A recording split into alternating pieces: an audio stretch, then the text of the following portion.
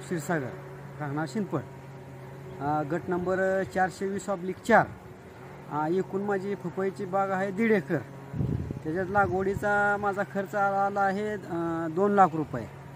आता नुकसान झालेलं आहे भरपूर, वाऱ्यामुळं सगळे पपई गळाले आहे आणि झाडं मोडलेत आणि पावसामुळं लय नुकसान झाले।